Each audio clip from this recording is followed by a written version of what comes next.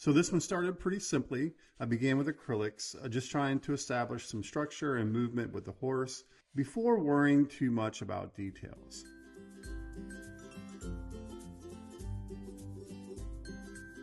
I'm not trying to paint every muscle or every little feature. I'm really just looking for rhythm, balance, and a little energy, something to get going and to build onto. Once I get familiar with the subject a little bit, that's usually when the thing starts to loosen up.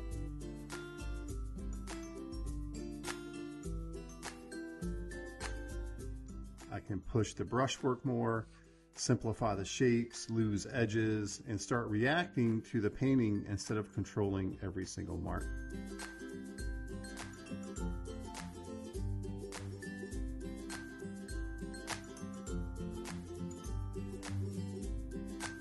As the layers build, I start bringing in other materials too, a little charcoal, some rough line work, broken shapes, accidental textures.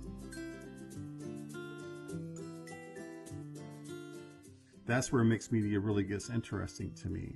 Some marks feel heavy and bold, others feel soft and atmospheric. Even the color becomes part of the exploration.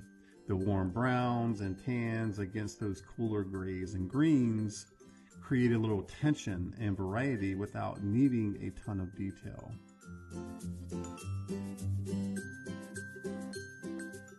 For me, this process isn't really about painting a perfect horse. It's about exploring the subject through movement, line, brushwork, layers, and more importantly, experimentation.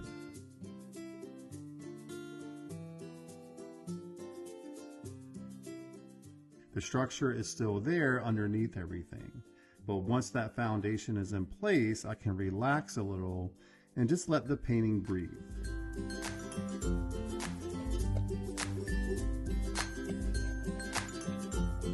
As I move into the final horse progression, this is where all the previous studies and warm-ups really start to pay off.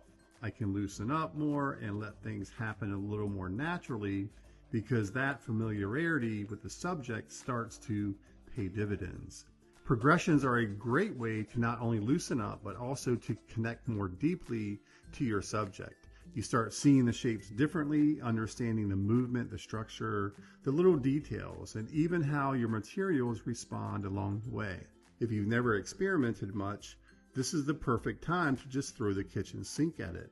Acrylics, charcoal, loose line work, broken shapes, watercolor, graphite. Just explore and react to what's happening. I think the more you invite that kind of exploration into your studio, the more growth, satisfaction, and the confidence it starts to pay back over time.